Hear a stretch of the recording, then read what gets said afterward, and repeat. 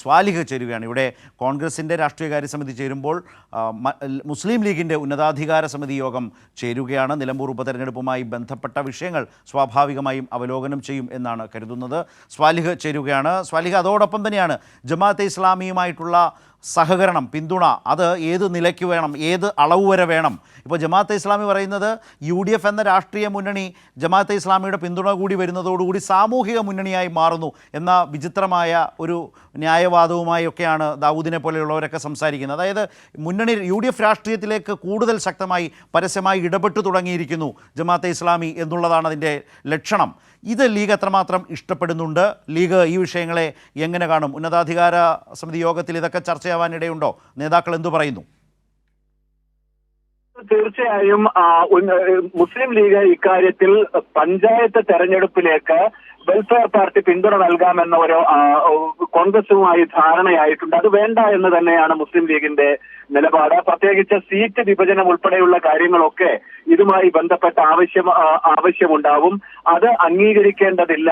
അവർ പിന്തുണ നൽകുകയാണെങ്കിൽ നൽകിക്കോട്ടെ, അതിനപ്പുറത്തേക്കുള്ള ഒരു ബന്ധം വേണ്ട എന്ന നിലപാടാണ് മുസ്ലിം ലീഗിനുള്ളത്. അതായത് നേരത്തെ ഒക്കെ ഉണ്ടായിരുന്നത് പോലെ തെരഞ്ഞെടുപ്പിൽ അവർ പിന്തുണയ്ക്കുകയാണെങ്കിൽ അത് സ്വീകരിക്കാം. അല്ലാതെ പരസ്പരം ഒരു സഖ്യകക്ഷി എന്ന നിലയിലോ അതല്ലെങ്കിൽ അവരെ മുന്നണിയുടെ ഭാഗമാക്കിയോ പഞ്ചായത്ത് തെരഞ്ഞെടുപ്പിലോ മറ്റോ സഹകരിപ്പിക്കേണ്ടതില്ല എന്ന ഒരു നിലപാട് മുസ്ലിം ലീഗിനുണ്ട്.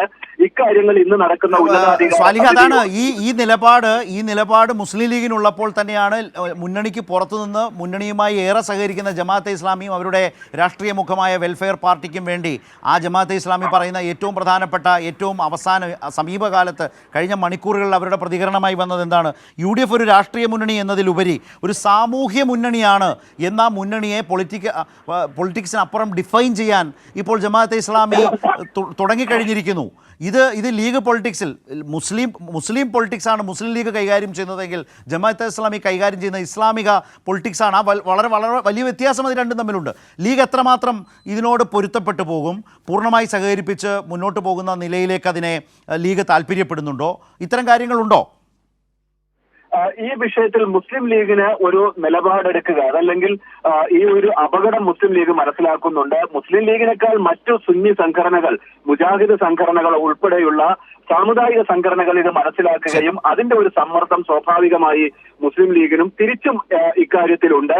അതുകൊണ്ട് തന്നെ ആ തരത്തിലുള്ള ഇടപാടുകൾക്ക് മുസ്ലിം ലീഗ് തൽക്കാലം നിൽക്കാനുള്ള ഒരു സാധ്യത ഇല്ല എന്ന് തന്നെയാണ് മനസ്സിലാക്കുന്നത്. ഏതായാലും ഇന്ന് ഉച്ച കഴിഞ്ഞ് 2 മണിക്ക് ശേഷമാണ് ഉന്നതാധികാര സമിതി യോഗം പാണക്കാട്.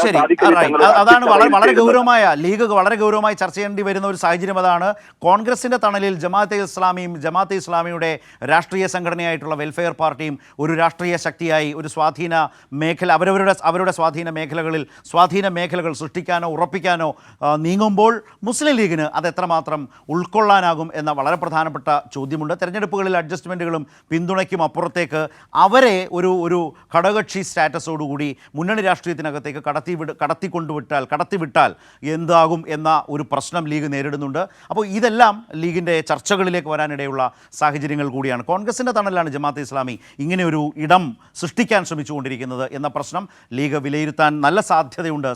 വിലയിരുത്താതെ മുന്നോട്ട് പോകാനാകില്ല എന്നുകൂടിയാണ് നിലവിലെ സാഹചര്യം.